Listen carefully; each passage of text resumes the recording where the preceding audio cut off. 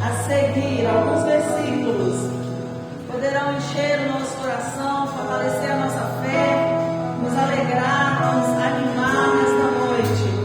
Romanos capítulo 8, verso 31 diz assim: que diremos, pois, à vista destas coisas? Se Deus é por nós, quem será contra nós? Aquele que não poupou o seu próprio filho, antes por todos nós o entregou, porventura não nos dará graciosamente com ele todas as coisas? Quem tentará a acusação dos eleitos de Deus? É Deus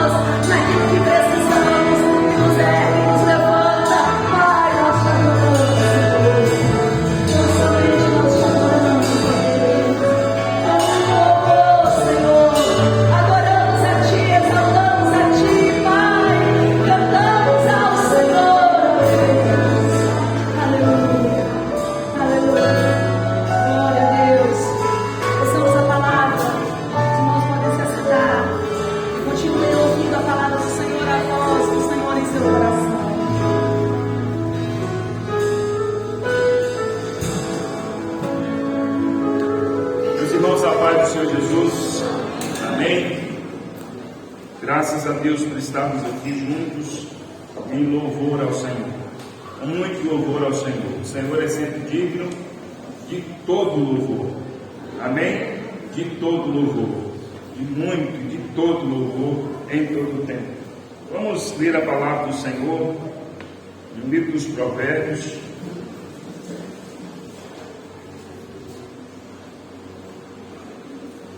Capítulo 13.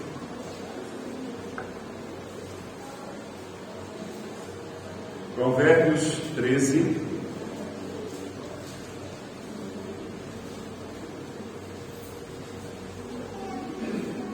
Versículo 10 ao 13.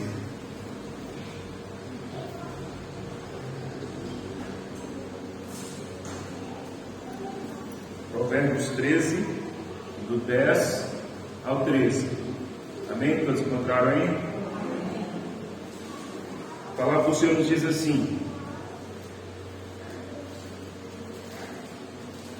da soberba só resulta a contenda, mas com os que se aconselham se acha sabedoria. Os bens que facilmente se ganham, esses diminuem, mas o que ajunta a força do trabalho terá aumento. A esperança que se adia faz adoecer o coração, mas o desejo cumprido é árvore de vida. O que despreza a palavra, a ela se apenhora, mas o que teme o mandamento será galardoado. Amém? Vamos orar, peço ao Senhor que te abençoe no meio da palavra, em nome de Jesus. Em nome de Jesus. Ore nesse instante. Pai, muito obrigado pela tua palavra. Graças te damos. Traz-nos, ó Deus, o entendimento, traz-nos, ó Deus, a tua administração, abençoa o coração de cada um de nós, de modo que a gente, ó Deus, seja mais abençoado, ó Deus, através da tua palavra. Abençoa-nos assim, ó Deus, em nome de Jesus, e que a nossa atenção esteja diante do Senhor, para recebermos de ti a tua administração. Amém. Amém. As crianças vão para a sua classe, e nós queremos, diante desse texto, falar de uma vida saudável. O livro dos Provérbios é um livro bem diverso para nos falar de muitas coisas alusivas à vida, à realidade da vida. E se nós observarmos, nós temos muitos princípios de vida no livro dos Provérbios que nos ajudam a viver uma vida saudável. Os versículos que nós lemos aqui nos traz um pouco dessa realidade do livro dos Provérbios quanto a vivermos essa vida saudável, essa vida equilibrada, essa vida mais harmônica, essa vida de sabedoria para lidarmos com as várias realidades da vida. E aqui nós temos 4 práticas saudáveis que edificam as nossas vidas. Todos nós, obviamente, queremos ter uma vida edificada na palavra, queremos ter uma vida edificada, abençoada, mas é necessário que a gente siga os princípios da palavra do Senhor, é necessário que a gente confie no Senhor, é necessário que a gente tenha práticas saudáveis, e o livro dos Provérbios nos ensina sobre isso. Se nós atentarmos para esses ensinamentos, se nós aprendermos com os princípios da palavra do Senhor, a gente vai edificando uma vida mais abençoada, a gente vai edificando uma vida mais saudável. E aqui eu quero compartilhar com os irmãos 4 práticas saudáveis que edificam as nossas vidas.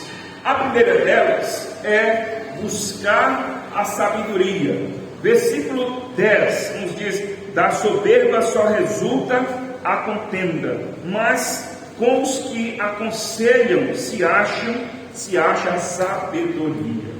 Então a palavra de Deus nos diz aqui que, contrastando com a soberba todo mundo já sabe, é aquele comportamento de alguém que se acha melhor, de alguém que se acha maior, de alguém que se acha completo, de alguém que se acha invulnerável, de alguém que não depende de nada, não depende de ninguém, alguém que é absoluto, alguém que é ensimesmado, alguém que não consegue demonstrar fraqueza alguma, alguém que não compartilha da sua vida com os outros, alguém que não pede ajuda, alguém que não busca orientação. Então, em contraste com uma pessoa soberba. Aqui a palavra do Senhor nos diz que nós temos aqueles que se aconselham para alcançar a sabedoria, aqueles que buscam o conhecimento, buscam a sabedoria. Esta é uma prática saudável que edifica as nossas vidas. Quando nós buscamos conhecimento, quando nós buscamos sabedoria. Sabedoria é algo, meus irmãos, que nós não nascemos com ela.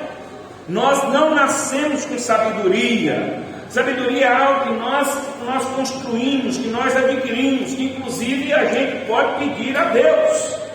E é claro que Deus não vai nos dar num sonho, Deus não vai nos dar dormindo, Deus não vai nos dar uma dose de remédio, não vai nos dar na água. Toma um pouco dessa água aí, você vai se tornar sábio. Nós vamos fazer aqui uma aplicação de sabedoria na sua vida e você automaticamente se torna sábio. É claro que não.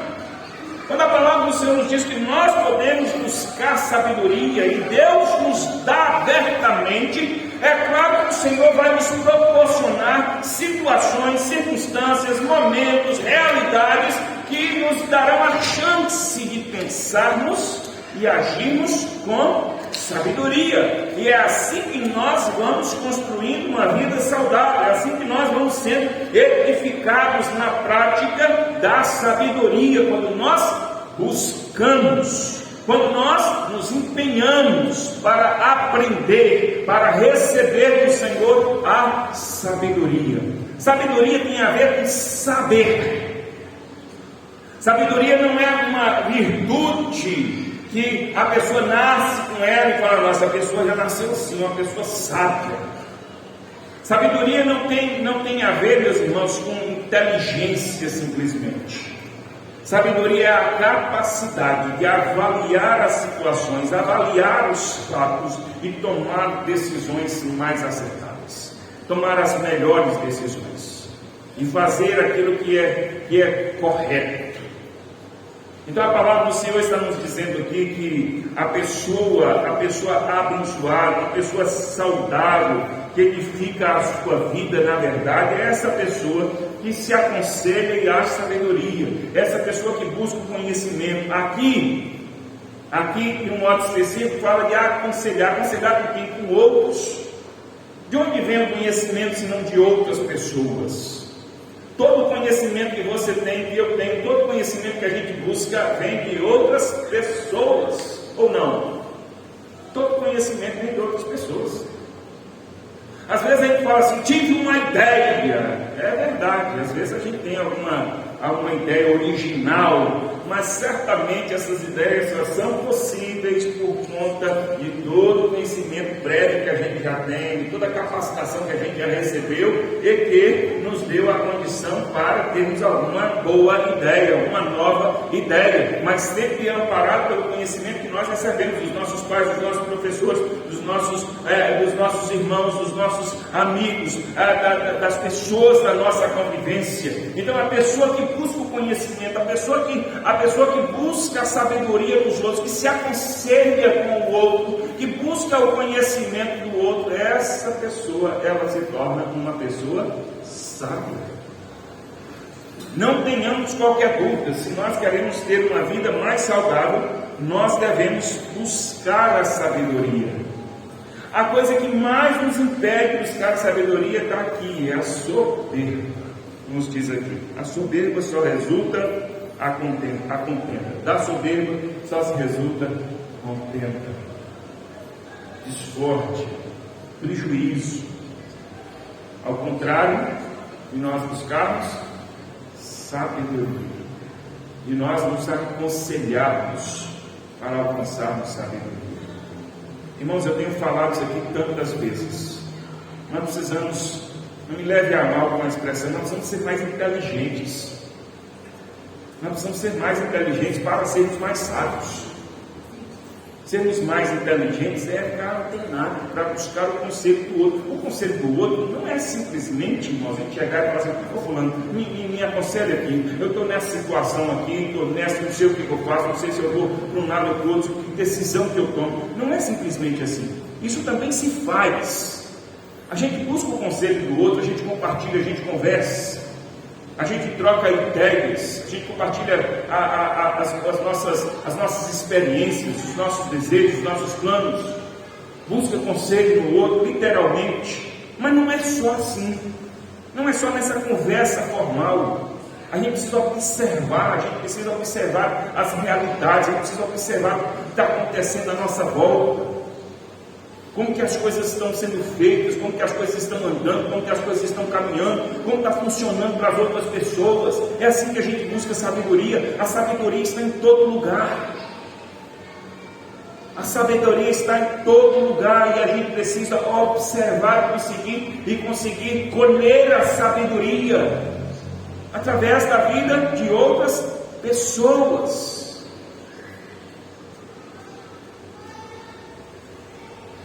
Jeroboão, filho de Salomão, rei, quando Salomão morreu, se tornou rei, e ele não ouviu os conselhos dos anciãos, dos mais velhos, daqueles que tinham mais experiência, daqueles que podiam ajudá-lo.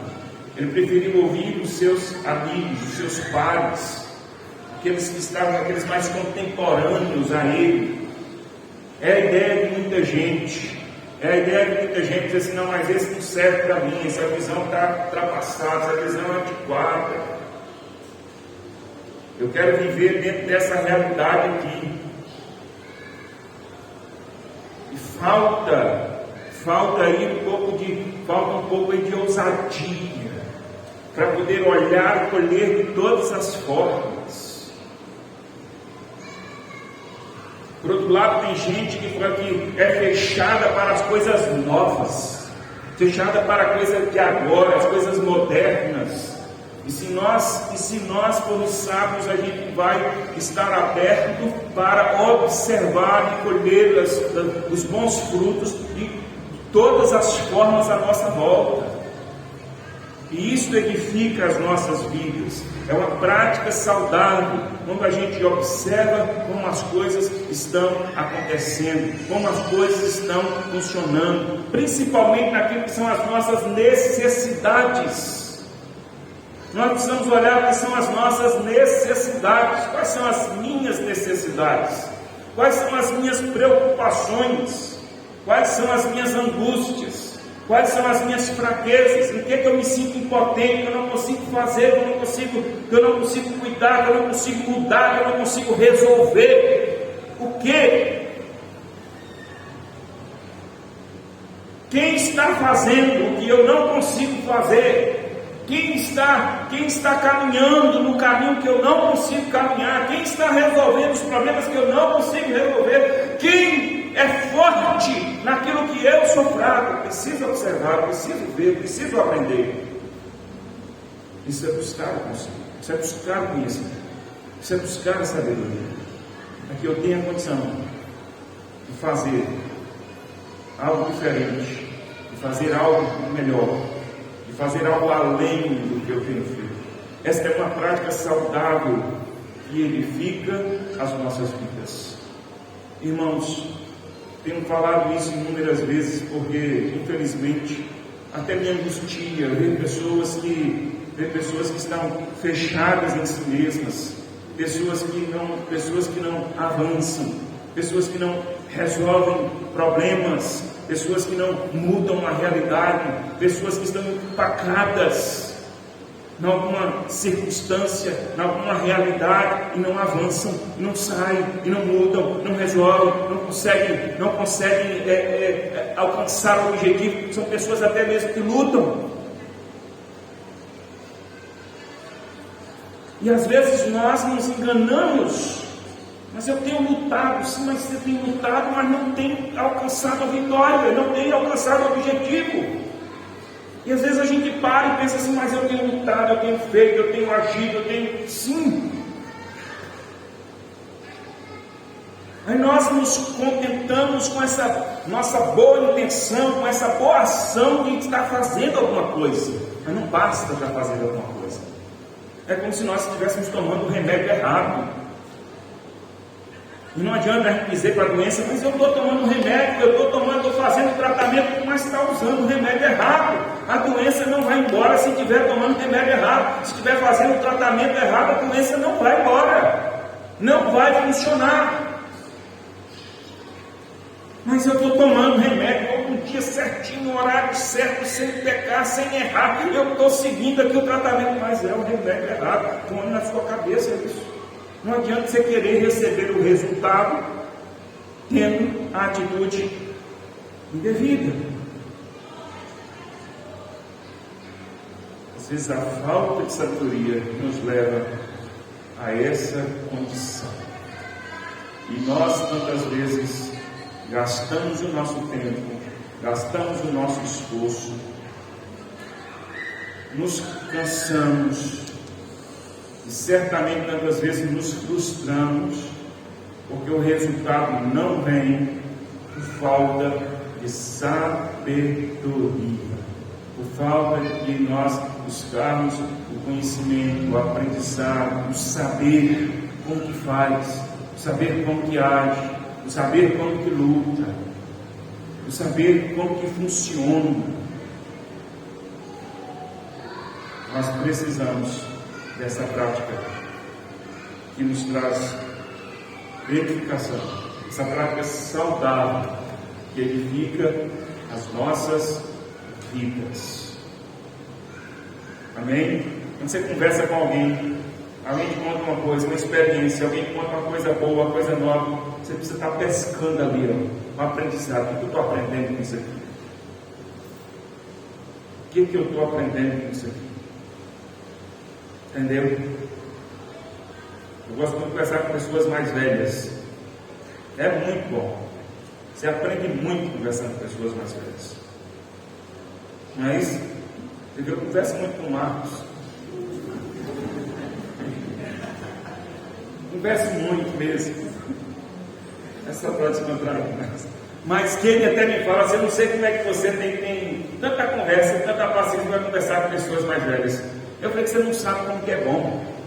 Você não sabe como que você, sua cabeça assim, viaja e vai e você vê coisas e aprende coisas que não está no seu alcance tantas vezes. Você não entende tanto. E a pessoa traz ali uma visão, traz ali uma ideia, e você aprende.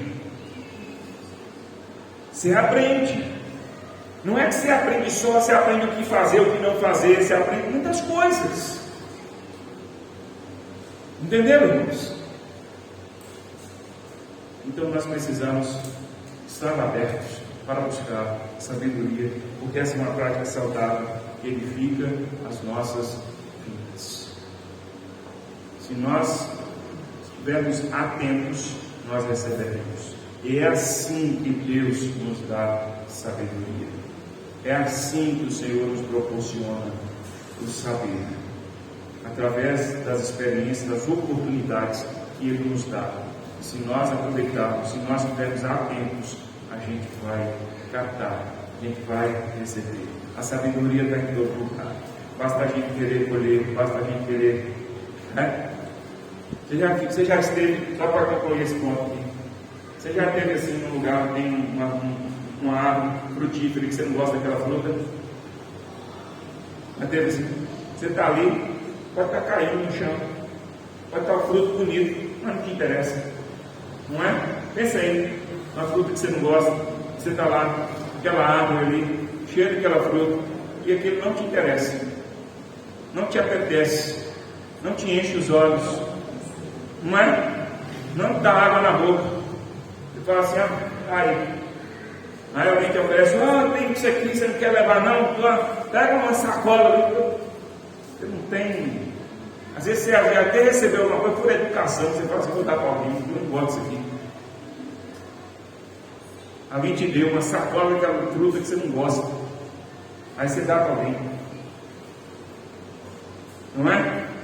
Você passa por ali. Já passou aqui na pista, aqui, o tanto de jaqueira que tem ali. Aí você passa assim, tanto de jaqueira na rua. Se você não vai mijar, você é mesmo que nada. Mas se você gosta, você passa em cada jaca, hein? Eu passei com um cara lá em cima, pegando umas jacas. Rapidinho, né? Não fica. E sempre tem quem gosta, não é? É assim, meus irmãos, a sabedoria está em todo lugar. Se você gosta da sabedoria, é como você se aproximar de uma árvore frutífera que tem bons frutos e você gosta daquele fruto. Você chega ali, você pode pegar um, come e vai usufruir da vida. A sabedoria está em todo lugar e você pode colher a sabedoria. Basta você se interessar, basta dizer, eu quero ser sábio, eu quero me tornar uma pessoa sábia, eu quero aprender mais, eu quero avançar nessa direção, porque essa é uma prática saudável que edifica a minha vida. Mas eu preciso ser humilde, eu preciso querer aprender, eu preciso querer olhar para a vida, eu preciso querer olhar para os exemplos, eu preciso colher os conselhos, eu preciso aprender com quem sabe, com quem já teve mais experiência, com quem eu preciso. Se eu não tiver essa capacidade de me abrir para receber, dos outros, de todos e de todo lugar, se eu não tiver essa humildade, eu não vou me tornar uma pessoa sábia. A segunda coisa, aqui, a palavra do Senhor nos diz, a segunda prática saudável que edifica as nossas vidas é valorizar o que nós temos. Veja o que nos diz o versículo 11. O versículo 11 nos diz assim: os bens que facilmente se ganham, esses diminuem, mas o que ajunta a força do trabalho terá aumento. Isso é muito simples de entender. Desde que o mundo é mundo, isso aqui é uma verdade. Aqui Salomão está dizendo assim, olha, as pessoas que ganham com facilidade, se enriquecem com facilidade, que ganham alguma coisa com facilidade, os bens que se ganham com facilidade, esses diminuem também com facilidade, se perdem com facilidade. Mas o que ajunta, o que ganha, trabalhando, na força do seu trabalho, esses bens aumentam. Enquanto aqueles diminuem, outros aumentam. Não quero aqui que você pense, mas tem gente que não fica rico assim e não perde. Isso aqui é uma ideia geral. É um princípio que nos mostra a realidade geral.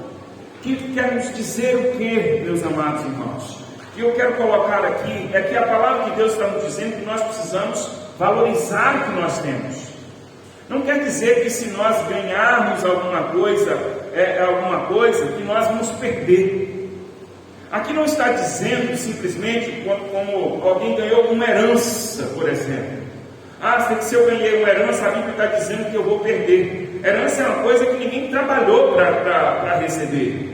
Herança é uma coisa que de repente você descobre que alguém deixou alguma coisa para você. De repente você participa de uma campanha aí do comércio e você ganha um prêmio, um carro zero, ganha uma casa. Você foi sorteado lá no banco, ganhou R$1 milhão. Aí você fala assim, meu Deus, pronto. Esse dinheiro eu não trabalhei, não suei, eu não conquistei, certamente ele vai diminuir, certamente ele não vai ficar nas minhas mãos. É isso que a palavra de Deus está dizendo?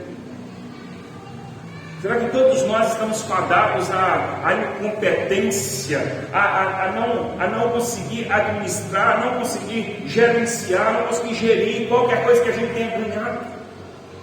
Qualquer coisa que a gente não tenha feito através do esforço do dia a dia do trabalho? Será que é isso que a palavra de Deus está nos dizendo? Não é isso que a palavra de Deus está nos dizendo. É óbvio que há muitas pessoas que ganham dinheiro e que ganham bens, riquezas de maneira fácil e perdem de maneira fácil. A questão que nós estamos perguntando é por que isso acontece? É um dado no Brasil não, no mundo inteiro, não é só no Brasil não. Pessoas que acertam nas loterias, uma boa parte, me parece que a maioria, perde mais da metade ou quase tudo. Entenderam? Perde.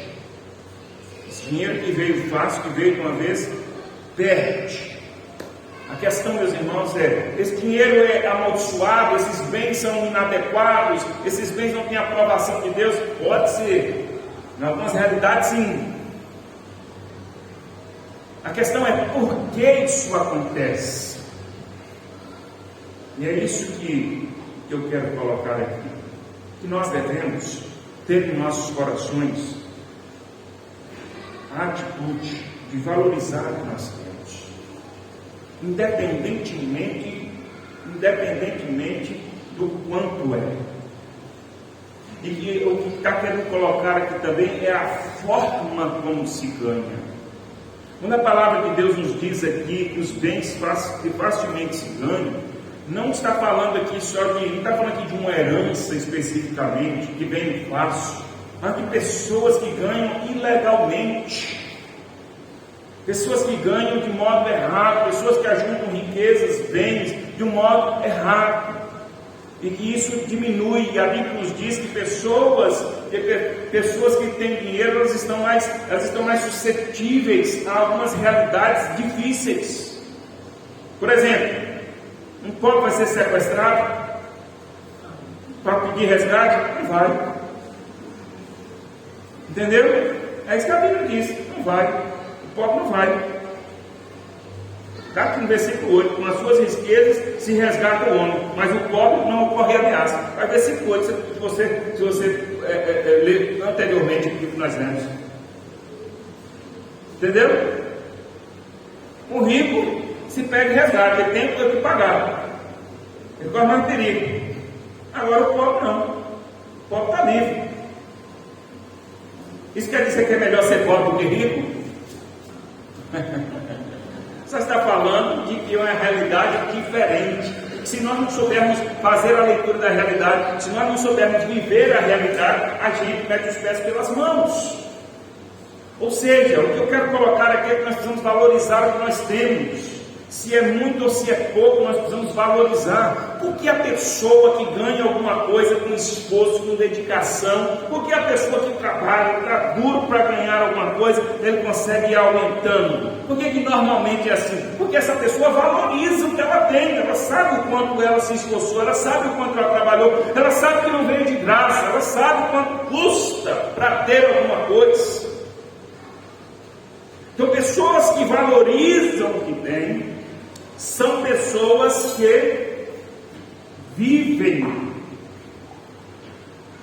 de maneira mais saudável, são pessoas que têm a vida mais edificada. Então a questão não é se eu tenho pouco ou muito, a questão é eu saber valorizar o que eu tenho, eu saber valorizar aquilo que eu alcancei, mesmo que eu tenha ganhado, mesmo que eu tenha se presenteado. Isso aqui eu ganhei, isso aqui não vale nada, isso aqui vale muito sim, não custou para mim, eu ganhei de herança, eu ganhei de presente, mas isso aqui tem valor. Entendeu, irmãos? Às vezes as pessoas falam assim, eu ganhei isso aqui, mas isso aqui eu ganhei de graça, então não valorizo, então não presta, ou não me custou nada mesmo. Não me custou nada, não custou para alguém. As coisas não perdem o valor porque não custou para mim. Então eu preciso valorizar o que eu tenho, eu preciso dar o devido valor ao que eu tenho, mesmo que eu tenha recebido, mesmo que tenha sido de graça para mim.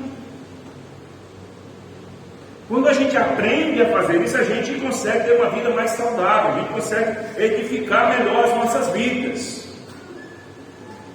Aliás, isso é um princípio para prosperarmos. Como que eu quero prosperar se eu não consigo ser abençoado? Teve uma boa oportunidade, mas eu não fiz nada para merecer essa oportunidade. Mas a oportunidade é isso, aparece, você aproveita e abraça. A questão é nós precisamos valorizar o que nós temos. Outro aspecto aqui que eu quero colocar é que nós precisamos valorizar o que nós temos, no sentido de sermos satisfeitos, sem compararmos com o outro. Você não sabe o que o outro fez. Entendeu? Você anda no seu carro e tem um outro lá que tem um carro que custa 3, 4, 5 vezes mais do que o seu. Como é que aquela pessoa comprou aquele carro? pode ter sido com dinheiro honesto, de trabalho, de muito tempo, e que você diz assim: quem sabe um dia eu chego lá, quem sabe um dia eu também posso ter um carro daquele, eu ter o mesmo patrimônio, eu ter a mesma condição que o outro. O importante é eu estar satisfeito, eu valorizar o que eu tenho. Mas pode ser que aquela pessoa tenha aquele carro que custa 4, 5 vezes mais, mas que tem por conta de ilegalidade, dinheiro sujo, tem por conta de corrupção, tem por conta de fazer coisas que não são compatíveis com a vida cristã. E aí você diz assim: não dá para comparar, entendeu? Não dá para comparar. Essa pessoa vive assim, essa pessoa tem isso, mas não alcançou da forma como eu tenho que viver com você. Por isso eu tenho que estar satisfeito, valorizar o que eu tenho. E é isso que a palavra de Deus está nos dizendo aqui: que os bens facilmente ganhados, eles diminuem. Você pensa que a pessoa que tem muita coisa, ela é mais feliz? Não. A pessoa que tem isso e aquilo outro, ela é mais feliz. Eu não estou dizendo que quem não tem é feliz, que a felicidade tem a ver com o que se tem, tem a ver com a condição que você se coloca. O princípio para o muito é o mesmo do pouco. Ser fiel de pouco, sobre o muito te colocarei. Ou seja, quem não é fiel de pouco também não vai ser muito. Então não muda a realidade. Ter muito não torna a pessoa diferente. Aquilo que a gente é em qualquer situação. Então, se você tem pouco ou muito, você deve ser fiel, você deve ser satisfeito, você tem que valorizar aquilo que você tem. Essa é uma prática saudável que edifica as nossas vidas. É o princípio da satisfação. E como eu sempre prego, satisfação não é acomodação. Faço questão de falar isso sempre. Satisfação não é acomodação. Existem pessoas acomodadas que chegam no ponto e falam assim: tá bom, não precisa mais, e fica naquela mesma coisinha ali a vida toda. Não cresce, não prospera, não aprende, não avança, não melhora. São pessoas que acham que estão satisfeitas, mas estão acomodadas. Satisfação é uma realidade do presente, mas satisfação é uma condição dinâmica, em que nós estamos satisfeitos hoje e amanhã a gente tem mais, amanhã a gente cresce, amanhã a gente prospera, amanhã a gente sabe mais e nós continuamos satisfeitos. É preciso ser assim. E aí eu gostaria que você pensasse e estendesse essa verdade para tudo na vida. E os irmãos já sabem muito bem o quanto essa ideia de valorizar o que nós temos e estar satisfeito é importante em todas as esferas da vida. Entendeu? Estar satisfeito consigo mesmo, estar satisfeito com a família, estar satisfeito com a igreja, estar satisfeito com o trabalho, não é acomodado. Não é acomodado, é satisfeito. É falar assim: eu estou feliz, eu estou bem, eu gosto do que eu faço, eu gosto do que eu vivo. E naquilo que pode melhorar, eu vou melhorar. E quando melhorar, eu vou continuar satisfeito. E naquilo que está pouco, eu quero aumentar. E eu estou satisfeito com pouco, e quando aumentar, eu vou continuar satisfeito. É isso. Não está do jeito que eu gostaria, mas eu estou satisfeito e eu vou trabalhar para estar melhor e vou continuar satisfeito. As pessoas insatisfeitas, elas acham que elas vão encontrar satisfação algum dia, quando as coisas melhorarem, quando as coisas mudarem, quando aumentarem, e elas nunca encontram, porque a satisfação, o contentamento, o valorizar o que tem, não está associado às realidades externas da vida, o que eu tenho, o que eu faço, o que eu já alcancei, quantos amigos eu tenho, quantas pessoas estão à minha volta, o tamanho da minha vida não está associado, está aqui, dentro de nós, no nosso coração. É o modo como nós vemos a vida, o modo como nós encaramos a vida. É isso que nos traz satisfação, é isso que nos faz valorizar o que nós temos. Entendeu isso? Você valoriza o pouco, valoriza o mais, valoriza o médio, valoriza o grande, valoriza o abundante, e você continua sendo uma pessoa satisfeita, valorizando o que você é. Valoriza a sua família, sua mulher, seu marido, seus filhos, seus pais. Quantos filhos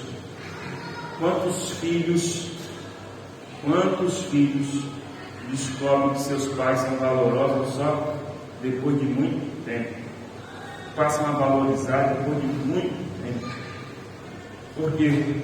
Porque são adolescentes, crianças, jovens, insatisfeitos, que acham que os pais, são retrógrados, o pai já é do passado, não consegue conviver. Muitos não conseguem amar, não conseguem valorizar. Crianças que ficam assim, legal é o pai de fulano, legal é a mãe de fulano. Crianças. Diz, eu queria ter um pai como o seu, fala para o coleguinha, eu queria ter uma mãe como a sua. Não sabe. Entendeu? Não sabe. Não sabe que todo mundo tem problemas, dificuldades, todo mundo tem qualidades, tem defeitos. É o homem e a mulher. Eu queria ter um marido como uma fulana, eu queria ter uma mulher como um fulano. Você não sabe.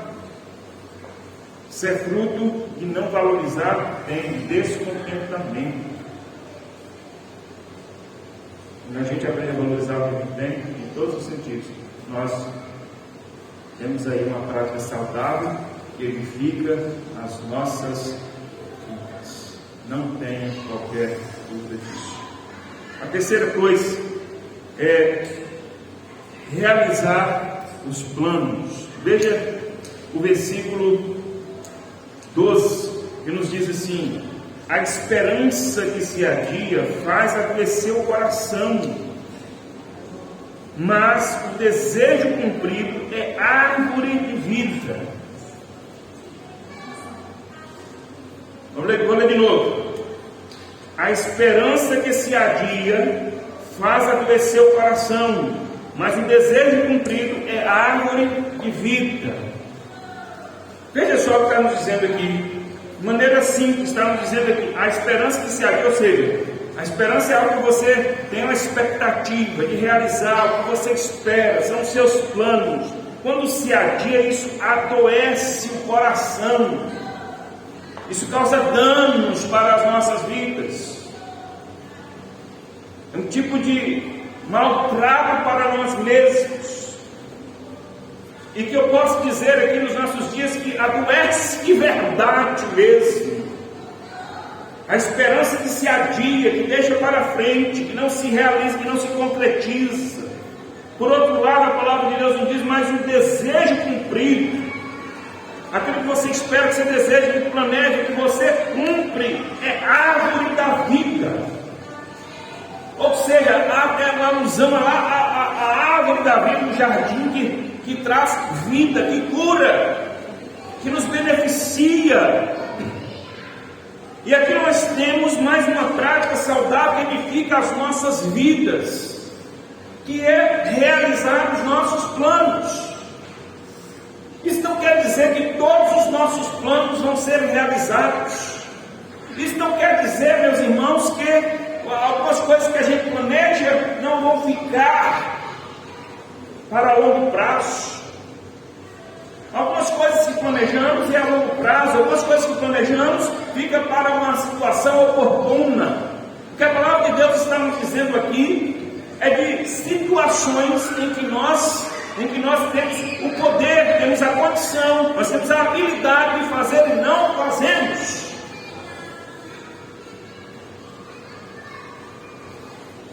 São coisas que nós, vamos usar as palavras, as bonitas primeiro, né? Procrastinação. Sabe o que é procrastinação? Protelar, empurrar com a barriga. Empurrar com a barriga não conhece, né? Eu tenho muito mais condição que muita gente fazer isso.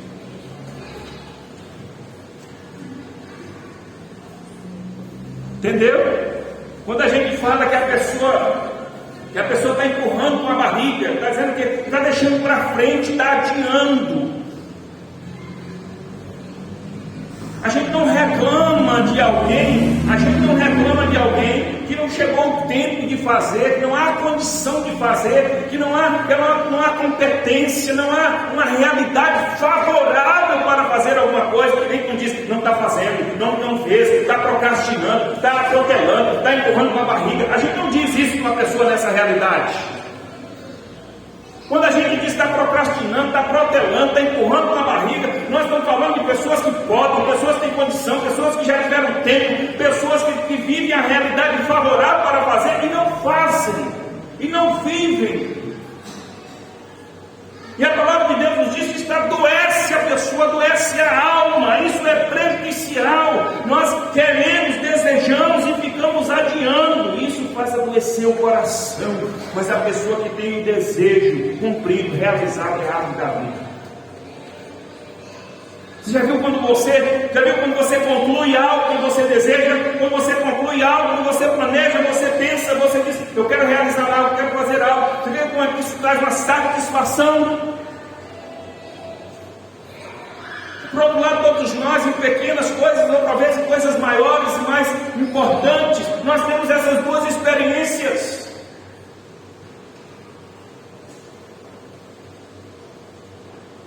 Eu já vi, por exemplo, em muitas formaturas, muitos irmãos aqui já participaram de inúmeras formaturas, né? Já foram, ou sua própria formatura. Qual é a sensação? Sensação de dever cumprido, não é? Quantos irmãos aqui viajando, né? Para Teixeira, hein, Daniel? Todos os dias, viajando, indo estudar 5 anos. Aí chega lá naquele dia da cerimônia, o que para os outros é apenas uma cerimônia, para quem passou pelo processo é concluir, não apenas formalmente os estudos, mas concluir uma jornada, concluir uma etapa de esforço, de dedicação, é concluir um desejo que começou anos atrás. E quando você olha assim, fala assim, eu tenho 5 anos pela frente. E quando você começa, parece que 5 anos não vai chegar. Quando você começa, parece que aquilo não vai chegar nunca, parece que é muito tempo. Não é? Mas quando você chega, você olha para trás e fala assim, como foi bom perseverar, como foi bom avançar, como foi bom concluir. Quantas vezes você vê pessoas andando lado a lado com você? Quantas vezes você viu pessoas que teve as mesmas oportunidades que você e elas abandonaram o caminho, elas ficaram pelo meio do caminho, elas desistiram. Em várias situações, quantas vezes você viu pessoas que tinham a mesma condição que você, a mesma estrutura, a mesma oportunidade, a mesma capacidade, e elas não romperam, elas não foram adiante, elas não concluíram, elas não realizaram, elas ficaram pelo meio do caminho, elas adoeceram, elas foram deixando para depois. Eu não estou aqui dizendo que não há realidades difíceis, não, irmãos. Preste bem atenção, não estou aqui dizendo que não existem realidades difíceis, existem realidades difíceis que nos impedem de prosseguir em algumas coisas, mas não se trata disso, porque a própria realidade difícil nos impossibilita, não é disso que nós estamos falando. Nós não estamos falando de uma condição que nós nos tornamos impossibilitados, que não há condição, nós estamos falando de coisas que está dentro da nossa realidade, dentro da nossa condição, que nós precisamos, nós planejamos, nós desejamos e nós devemos alcançar. Isso é árvore da vida, isso é cura, isso é bênção para nós, isso nos revigora, nos fortalece, nos renova, irmãos. E nós precisamos observar essas coisas, irmãos, em todos os sentidos, em todas as áreas das nossas vidas. Começando pela vida na igreja. Quantas pessoas, meus irmãos, quantas pessoas fazem planos e não realizam. Quantas pessoas desejam, mas nada fazem. E a palavra de Deus nos diz isso aqui, que há muitas pessoas que desejam e nada têm, nada alcançam, que é só um desejo. Pessoas que dizem: eu vou consertar a minha vida, eu vou servir ao Senhor, eu vou cantar na igreja, eu vou pregar, eu vou fazer isso, vou fazer aquilo outro, eu vou orar, eu vou ler a Bíblia, eu vou perdoar, eu vou me acertar com não sei quem.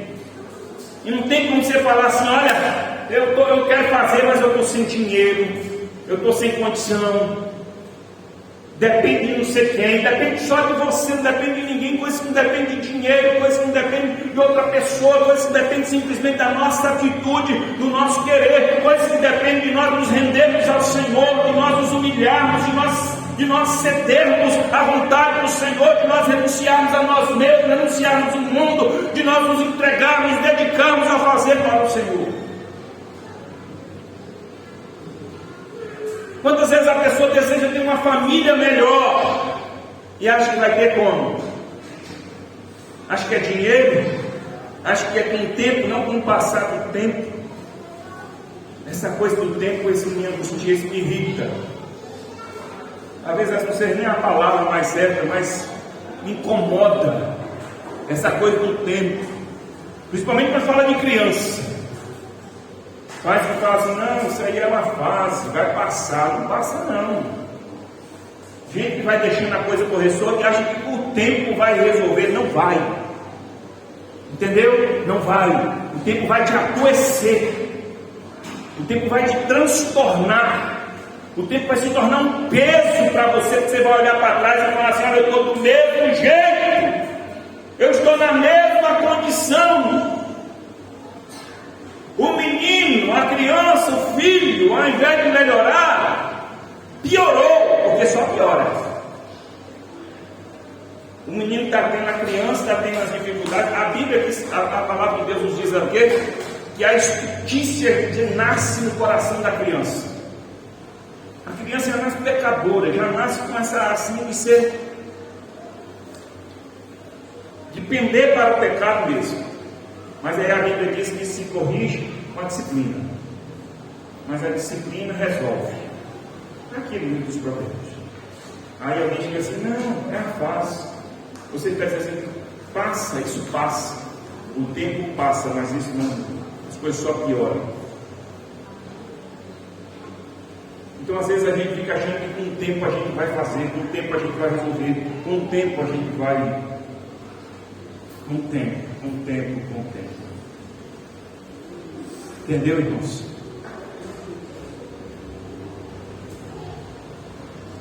Isso vai das coisas mais simples até as coisas mais complexas. Quantas vezes, Marco, já falei, mexendo mais com aquelas madeiras lá, alguma coisa, fazendo alguma coisa, e eu deparo com uma situação que eu não sei.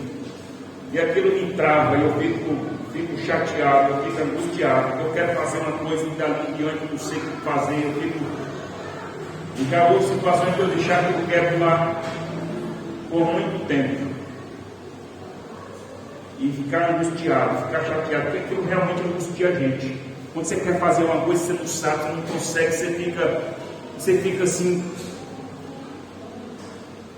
Quantas vezes? Aí a gente volta e vai falar: não, tem que fazer, tem que terminar. De vez em quando, mas você está fazendo aquilo lá, fazer, terminou, não. Deus me pergunta, o que você está fazendo lá? Você já terminou? Não. Todas as vezes que eu dizia que eu estava travado, não sabia, que aquilo adoece a gente. Aí quando a gente vai, faz e conclui, pode não concluir do jeito que a gente gostaria, do jeito que a gente imaginava, não se trata de perfeição, se trata de atitude. A gente precisa fazer, a gente precisa romper adiante. Entendeu? É melhor educar um filho e ter uma nota 6, 7. Você não pode não alcançar o 10, mas alcançou o 6, 7, dá uma média boa, do que não fazer nada. Entendeu? É melhor você realizar uma coisa que você fica dentro da média, mas você realizou, do que você ficar de braço cruzado com medo de não fazer nada. Porque a gente gostaria de ser nota 10, a gente gostaria de ser perfeito, a gente gostaria de fazer o melhor. Mas se eu não tenho condição de ser nota 10, é melhor de ser nota 6, nota 7 do que ser nota 0. Porque ser nota 0 nos adoece. Não conseguir levar adiante os nossos propósitos, os nossos planos. Essa é a razão, irmãos, porque a gente olha para algumas pessoas e fala assim: por que fulano parece que tem mais condição, mais capacidade do que o outro, tem mais uma realidade favorável, ele está atrás, está atrasado, e o outro que parece que não tem tanta condição, está mais adiante. Quando eu falo condição, de todas as maneiras, todas as formas de condição. Por quê? Por causa disso. Porque aquele que está adiante, ele faz. Ele não tem toda a condição desse daqui, mas esse aqui não faz nada. Mesmo com toda a condição, com todo o conhecimento, com todo o potencial, mas ele não consegue sair do lugar, não consegue fazer alguma coisa. Fica adoecido. O outro vai. Se esse aqui fizesse, ele seria, talvez, nota 10. Seria mais que o outro que fez.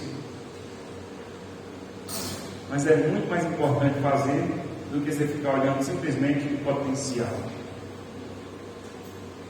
Entendeu? É mais importante fazer do que simplesmente, eu tenho potencial sem atitude não leva ninguém a lugar. Capacidade sem atitude não leva ninguém a lugar. Então, irmãos, é importante a gente realizar os planos.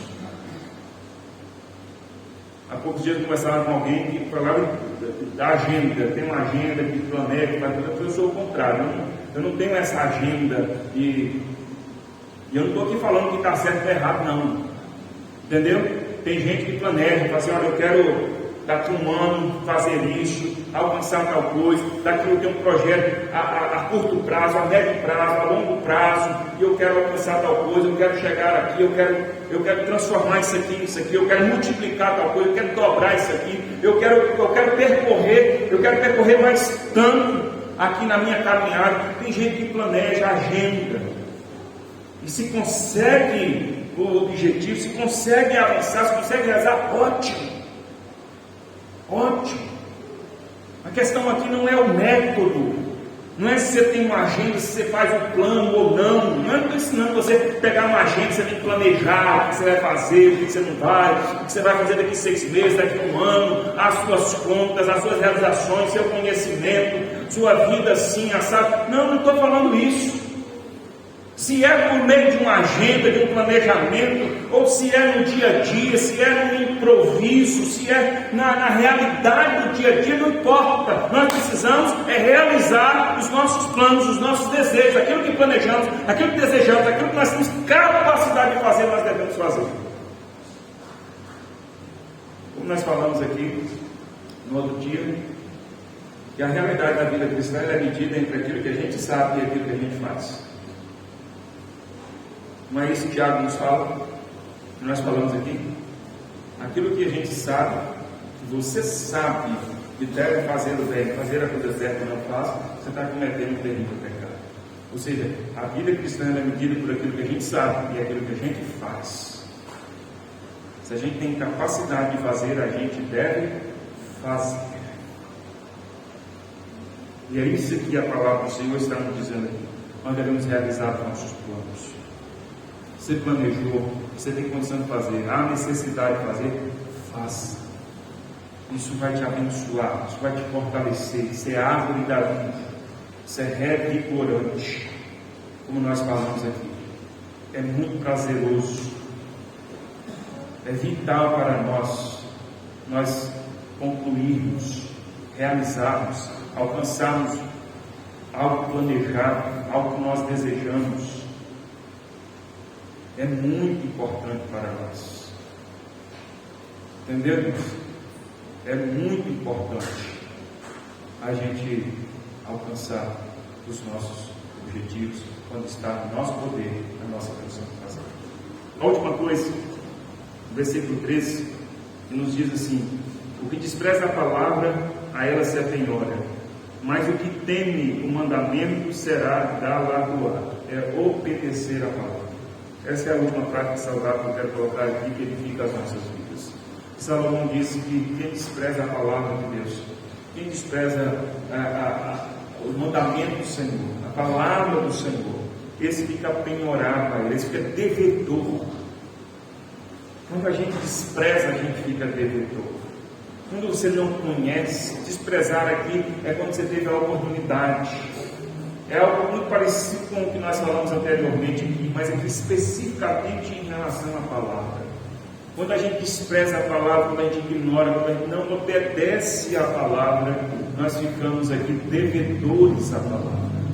Porque sobre nós fica a responsabilidade de quem recebeu, de quem foi advertido, de quem foi ensinado e não obedece. Quando nós somos ignorantes a respeito de alguma coisa, quando nós não sabemos a respeito de alguma coisa, quando nós não temos a condição, a maturidade para entender alguma coisa, nós não somos cobrados, nós não somos devedores da mesma forma de que quando nós somos advertidos, quando nós conhecemos, quando desprezamos a palavra, quando nós recebemos, quando nós conhecemos, quando nós temos a oportunidade de obedecer a palavra do Senhor. É isso que nós aprendemos não só aqui, mas em toda a palavra. E ao contrário aqui nos diz que o que teme o mandamento, o que teme os ensinamentos, esse será galardoado, ou seja, esse será recompensado. E a palavra do Senhor nos ensina, meus irmãos, que Deus ele não se limita para nos abençoar. Que o Senhor está com os ouvidos abertos para nos atender, que o Senhor está com as mãos estendidas sobre as nossas vidas, que o Senhor não se nega a nos abençoar, se a gente se achega a Ele, Ele se achega a nós, que as promessas do Senhor se cumprem, Ele é fiel. Se nós tememos ao Senhor, e o temor aqui está associado à obediência. Infelizmente, algumas pessoas acham que temor é apenas uma condição do coração de reconhecer. Não é de reconhecer. Quantas pessoas na desobediência, elas falam assim: não, mas eu tenho temor de Deus. É um entendimento equivocado, muito equivocado. Você não está sendo crente fiel, não, mas eu tenho temor de Deus. Quantas pessoas desviadas da igreja, quantas pessoas desviadas da igreja se afastaram da igreja, e que você vai conversar com elas falam assim: eu não tenho ido da igreja mesmo, eu não estou tendo uma vida correta, eu sei que eu não estou andando corretamente nos caminhos do Senhor, eu sei que eu não estou obedecendo, mas eu tenho temor de Deus. Eu tenho temor de Deus. O temor de Deus na interpretação dessa pessoa é assim: eu tenho consciência da verdade. Eu sei que Deus é Deus. Eu sei o que deveria fazer. Eu reconheço a verdade. Eu ainda respeito a Deus. Então a pessoa diz assim: eu tenho temor de Deus, mas isso é um engano, isso não é uma verdade, isso não é uma interpretação correta do que é ter temor de Deus. Temor está ligado à ação, à obediência, como está aqui nesse versículo da palavra do Senhor. O que despreza a palavra se apenhora, está comprometido, está devedor, mas o que teme o mandamento será galardoado. O que teme aqui é aquele que obedece, aquele que age condizentemente com o que sabe.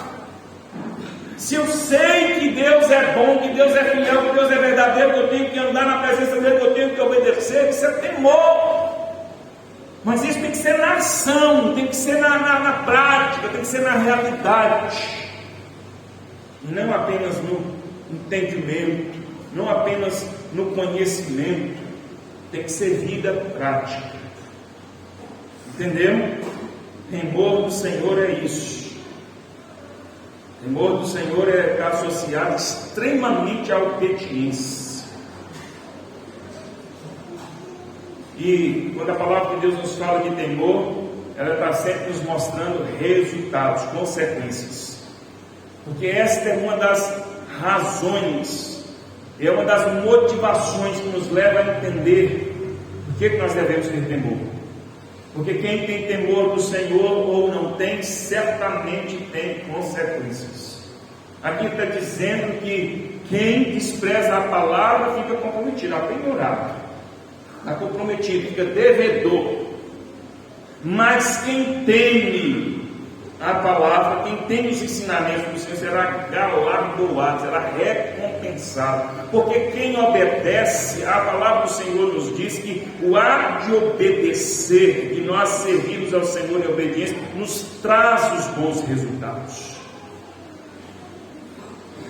O Senhor é fiel para cumprir suas promessas.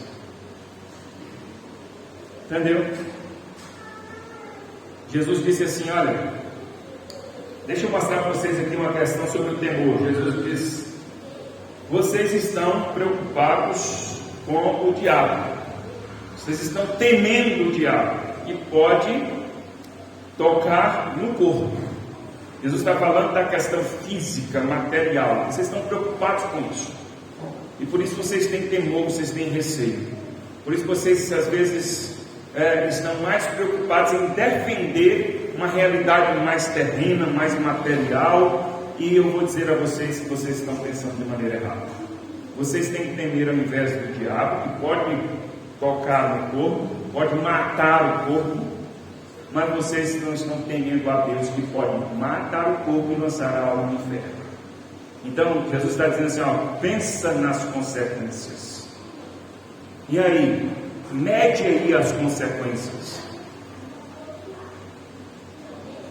Com quem você deve se preocupar mesmo? Está entendendo? Jesus está dizendo assim: não é difícil fazer a matemática, não é difícil fazer a conta. A quem você deve temer? Você vai temer o diabo? Você vai proteger simplesmente suas coisas materiais, seu corpo, sua vida terrena? Ou você quer proteger a sua alma e o seu corpo para a eternidade? O que vale mais? O seu corpo ou o seu corpo e a sua alma para a eternidade? É simples, é isso que Jesus está dizendo. Jesus está dizendo: é simples fazer a conta. E é isso que Salomão está colocando aqui. Entendeu? Salomão está dizendo que se você despreza a palavra, você fica devedor. E aí? Você está comprometido. Você desprezou, você aprendeu, acabou. Não adianta fingir que não sabe. Não adianta fingir que não entendeu. Não adianta fingir que não está desobedecendo. Não adianta. Está devedor. O resultado é esse. Está em débito.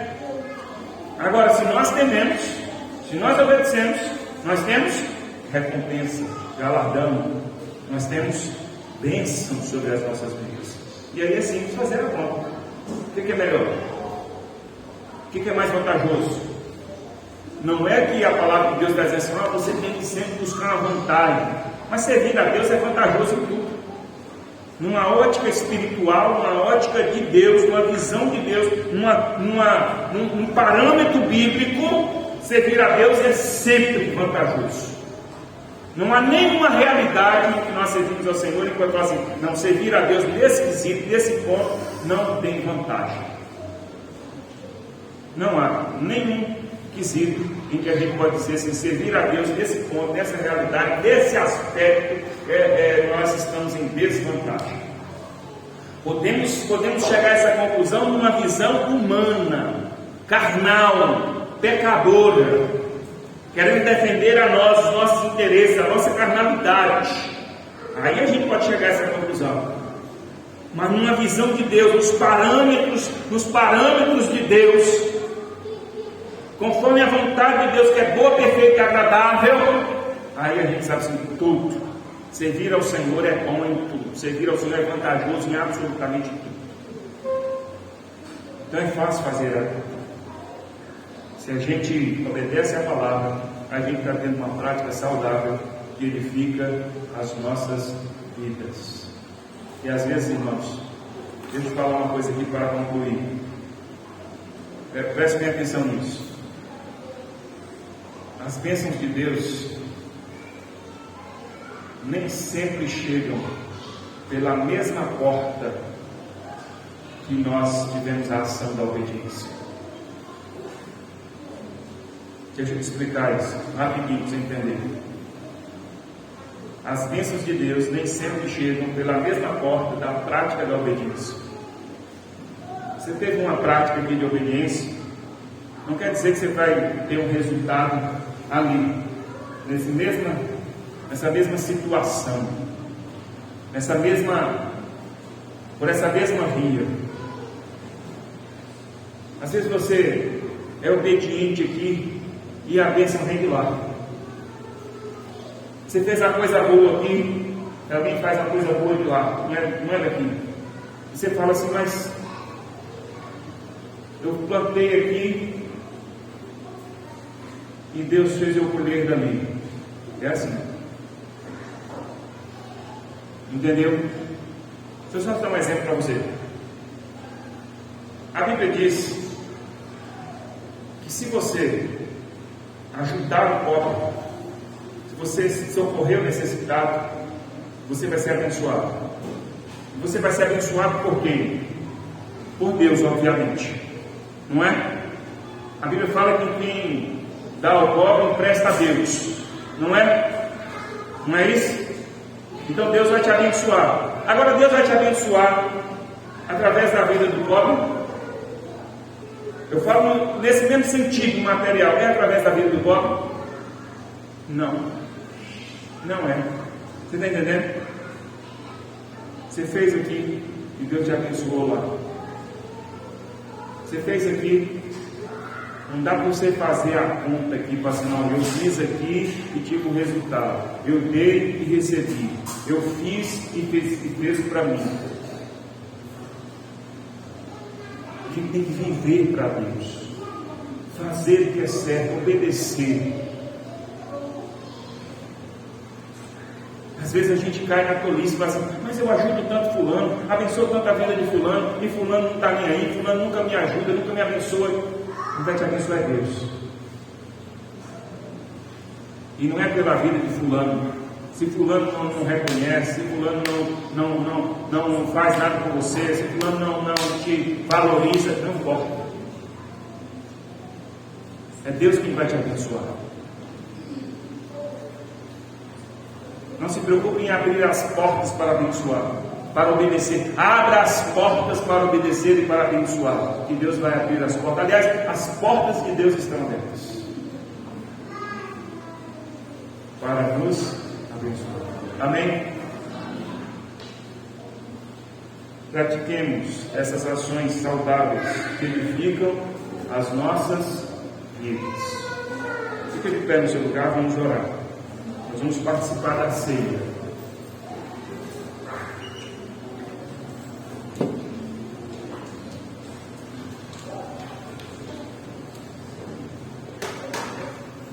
Eu quero chamar aqui os irmãos diáconos já, e nós vamos orar. Vamos colocar as nossas vidas diante do Senhor. A ceia é uma celebração de obediência a Cristo, é em memória de Cristo, e nos dá a condição de nós celebrarmos a morte de Cristo, a comunhão que nós temos com Ele e a volta do Senhor Jesus. E como sempre temos falado, que esse ato seja verdadeiro em nossas vidas. Não participamos da ceia simplesmente por uma ação ritual, mas por um testemunho de vida. Quando comemos do pão e bebemos do cálice, nós estamos testemunhando com temor, dizendo: Senhor, eu tenho vivido para Ti, eu tenho andado nos Teus caminhos, eu tenho servido ao Senhor. E como sempre tenho dito, não se trata de perfeição, nenhum de nós é perfeito, nenhum de nós vai ser perfeito aqui, muito menos de uma recompensa. A ceia não é uma recompensa para quem tem sido bonzinho. A ceia é um testemunho que nós somos filhos de Deus e que nós temos andado nos caminhos dele. A ceia é um testemunho de que nós temos vivido para ele. E mesmo se a gente tem tropeçado, pecado, a gente tem cumprido a nossa função de crente. Quando a gente tropeça, a gente levanta e continua. Quando a gente peca, a gente se arrepende, confessa os nossos pecados e continua. Porque não somos perfeitos e não fomos chamados para ficarmos prostrados, caídos, mas para prosseguir. Aqueles que alcançarão o dia de Cristo não são os que caminharam com perfeição, não serão aqueles que viveram impecavelmente, mas aqueles que perseveraram, aqueles que mesmo que tropeçaram, caíram, se levantaram e prosseguiram. Aqueles que mesmo que tinham pecado, se arrependeram, confessaram e prosseguiram. Aqueles que mesmo que, vendo as suas imperfeições, não desistiu, perseverou, prosseguiu. São esses que vão chegar lá. Quando nós celebramos a ceia, nós estamos testemunhando: Senhor, eu estou caminhando, eu vou chegar lá, porque o Senhor me chamou, é pela Tua graça, é pela Tua misericórdia, não é porque eu sou perfeito, não é porque eu sou bonzinho, é porque o Senhor me amou, me resgatou, é porque o Senhor me deu o privilégio de fazer parte do Teu corpo, de ter a vida do Senhor. E quando eu como do pão e bebo do cálice, eu estou testemunhando isso para a glória do Senhor. Eu estou testemunhando diante dos homens e dos céus que eu sou um pecador resgatado do império das trevas, da perdição eterna, para o reino do Filho do Seu amor, Senhor. Que eu sou um crente que caminho pela Tua graça, que as Tuas misericórdias se renovam na minha vida dia após dia. É isso que eu estou testemunhando. Porque eu não estou sozinho, estou na comunhão da igreja, dos irmãos, vivendo para Ti.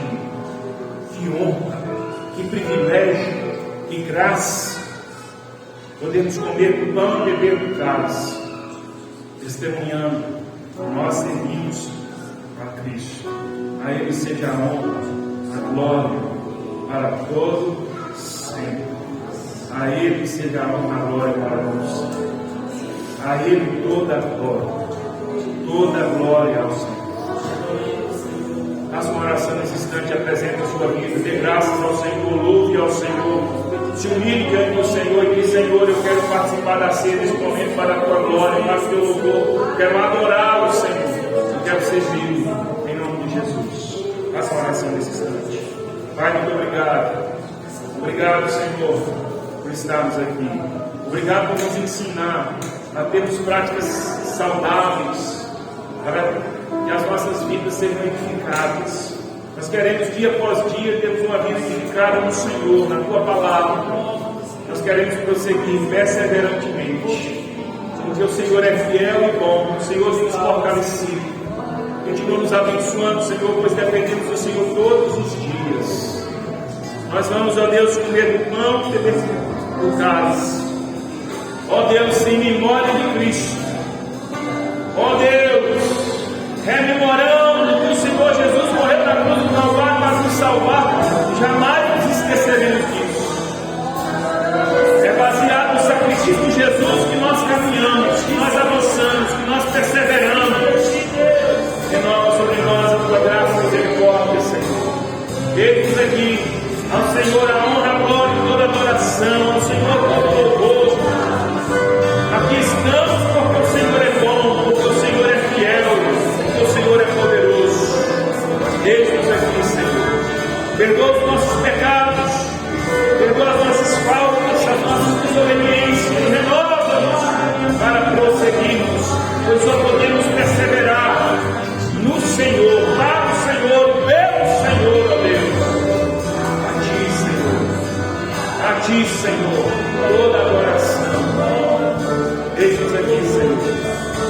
Que esse testemunho seja verdadeiro para cada um de nós.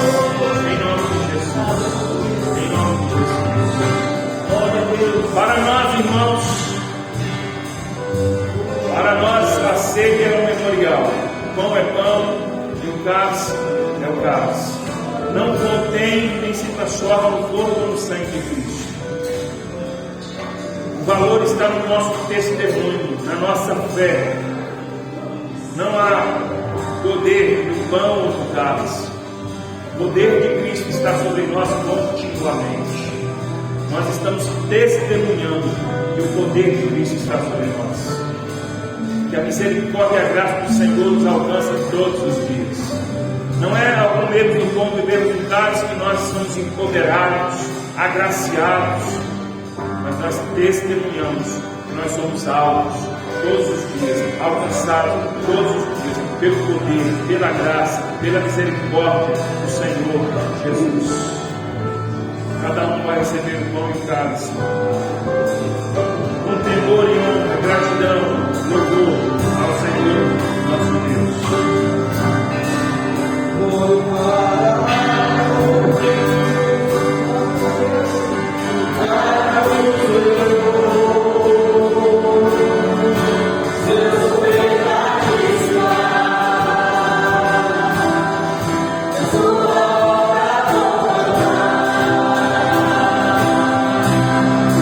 Yeah.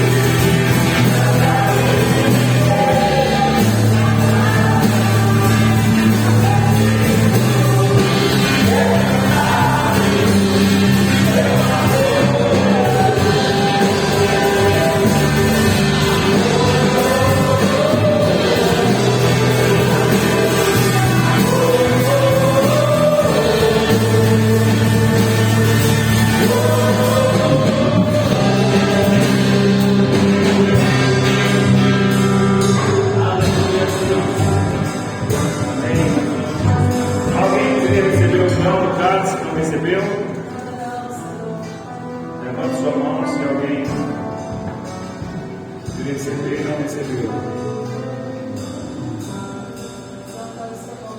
Amém.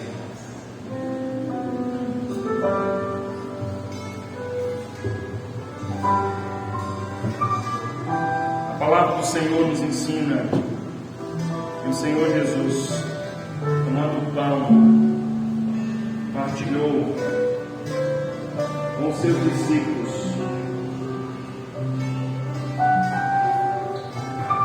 sendo este que é o meu corpo que é dado por vós. Jesus disse que quem não comesse do pão, da sua carne, do seu corpo, não estaria com ele. Este é um testemunho de que nós somos um só corpo com Cristo, que nós temos comunhão com Cristo. Para a glória do Senhor, o testemunho da nossa comunhão uns com os outros e a comunhão com Cristo, como nós do pão nesse instante.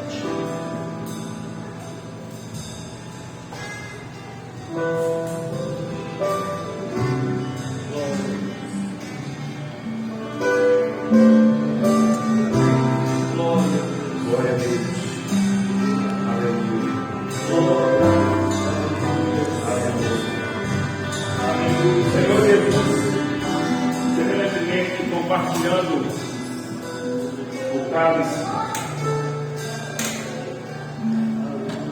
disse: esse é o cálice da nova aliança, aliança firmada no seu sangue, na sua vida.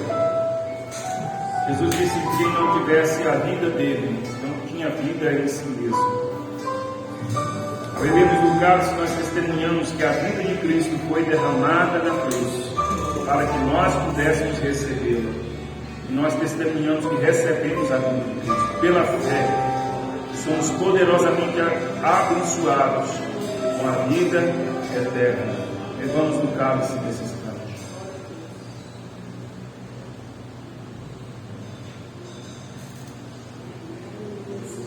Graças ao Senhor. Obrigado, Deus. Obrigado. Temos o coro porque Ele vive. Você que trouxe sua contribuição, entregue nesse instante em honra e adoração ao Senhor. O Senhor Jesus morreu, mas ressuscitou no terceiro dia. Vive e reina para o céu. Porque Ele vive, posso crer.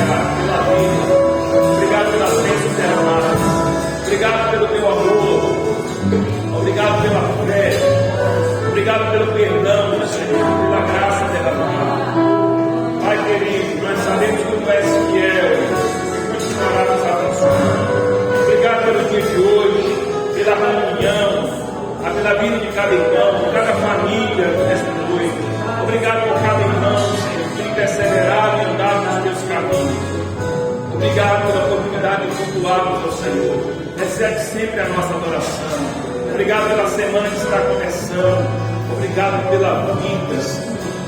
Nós somos gratos a Ti. Obrigado pela oportunidade de servirmos, pela oportunidade de sermos fiéis. Obrigado, a Deus, pelo conhecimento, pela oportunidade de praticarmos a Tua palavra.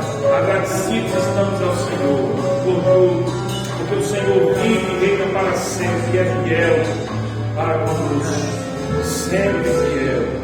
É no nome de Jesus, Senhor, que aqui estamos e agradecidos estamos a Ti. Amém. O amor de Deus e nosso Pai Celeste, que a graça do nosso Senhor e Salvador Jesus Cristo, que a comunhão do Eterno Espírito Santo esteja conosco, todo o povo de Deus, hoje e sempre. Amém. Deus te abençoe. E na paz do Senhor Jesus, tenha uma ótima semana, abençoada no Senhor.